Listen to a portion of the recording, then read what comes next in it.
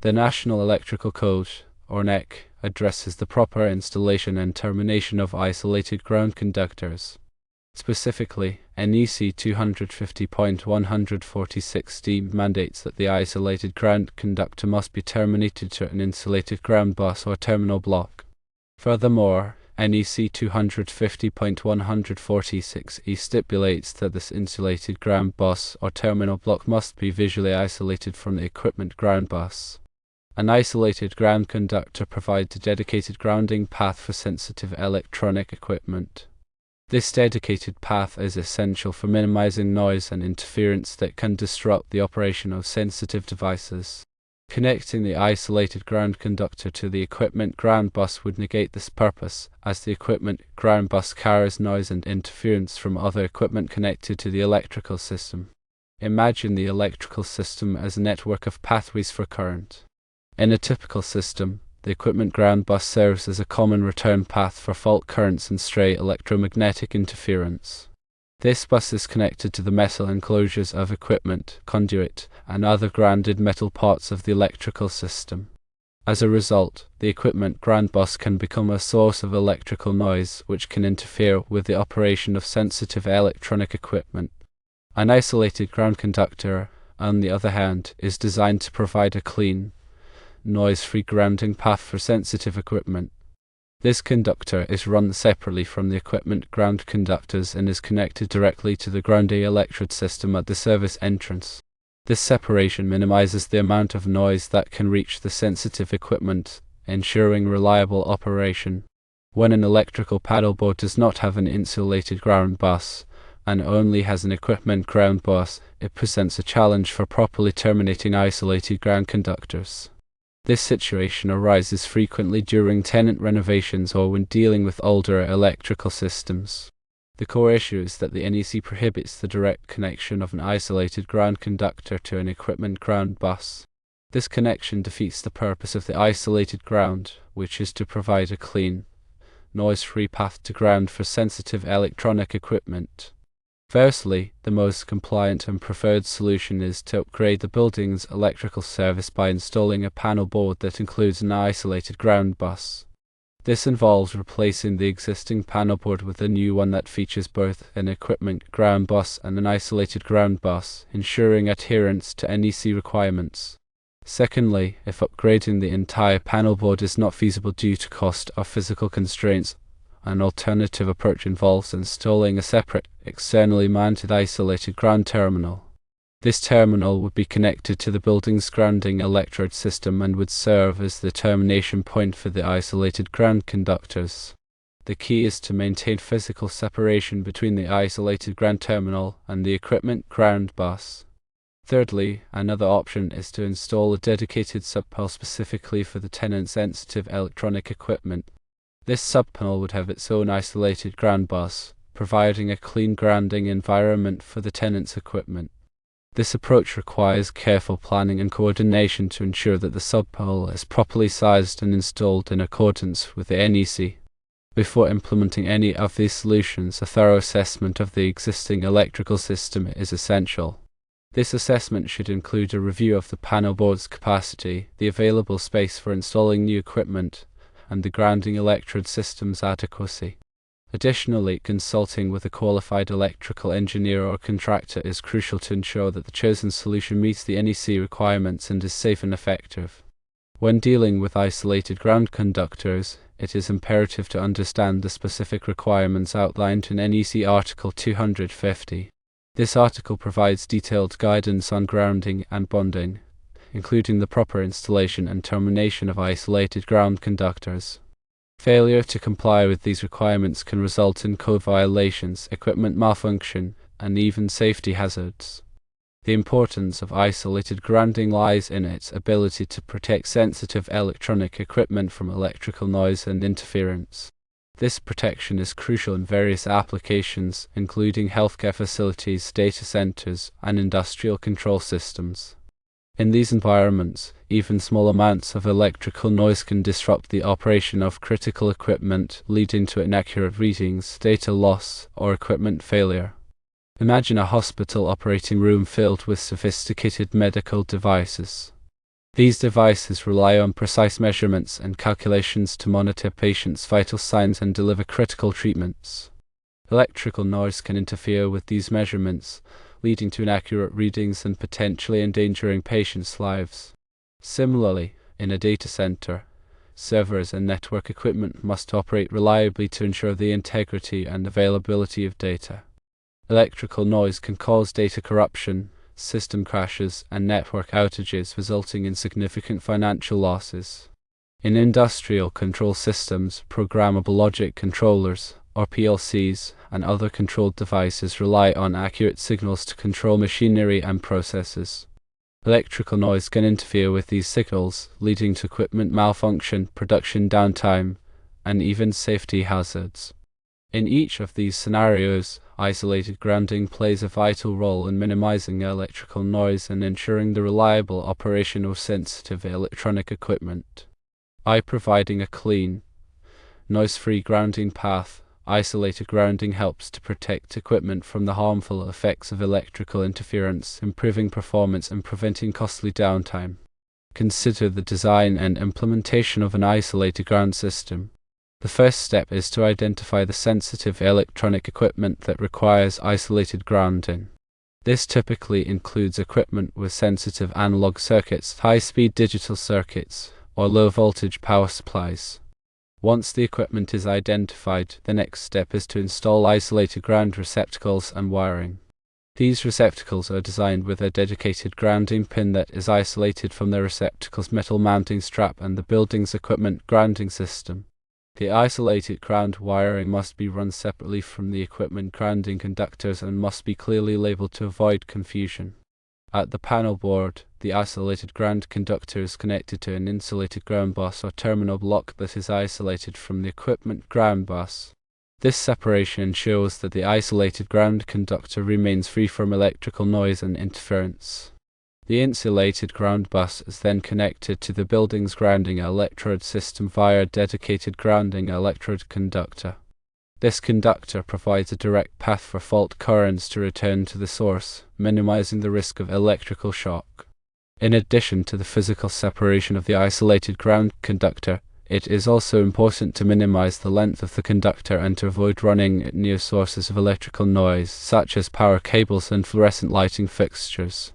By following these guidelines, it is possible to create an effective isolated ground system that protects sensitive electronic equipment from electrical noise and interference.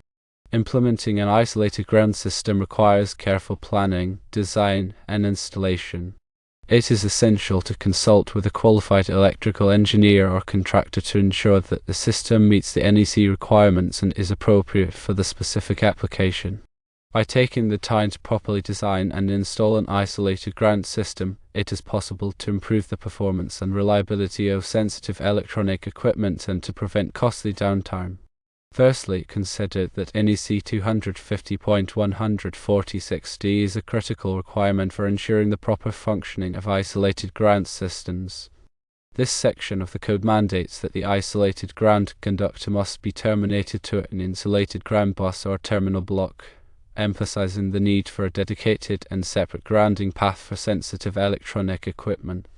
Secondly, it is important to understand the reasoning behind this requirement. The purpose of an isolated ground is to provide a clean, noise-free path to ground for sensitive equipment, preventing electrical noise and interference from disrupting its operation. By connecting the isolated ground conductor to an insulated ground bus, this dedicated path is maintained, ensuring that the equipment is protected from unwanted noise. Thirdly, consider the implications of violating NEC 250.146D. Connecting the isolated ground conductor to the equipment ground bus would defeat the purpose of the isolated ground, as the equipment ground bus is often contaminated with electrical noise from other equipment and circuits. This noise can then be transmitted to the sensitive equipment, potentially causing malfunctions or inaccurate readings.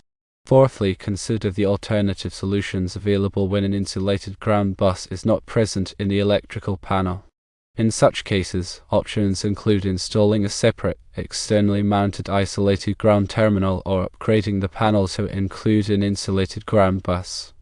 These solutions ensure compliance with NEC 250.146d and provide the necessary isolation for sensitive equipment. Fifthly, remember that proper grounding and bonding are essential for electrical safety. Isolated ground systems must be installed in accordance with the NEC and other applicable codes to prevent electrical shock hazards. This includes ensuring that all equipment is properly grounded and that all grounding connections are secure and reliable. Sixthly, remember that electrical noise can have a significant impact on the performance and reliability of electronic equipment. Isolated ground systems are designed to minimize this noise, providing a stable and reliable power supply for sensitive equipment. By implementing an effective isolated ground system, it is possible to improve equipment performance, reduce downtime, and prevent costly repairs. Seventhly, understand that the NEC is a comprehensive set of standards for electrical installations.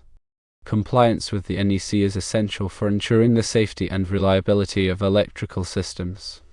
When working with isolated ground systems, it is important to consult the NEC and other applicable codes to ensure that the installation meets all requirements.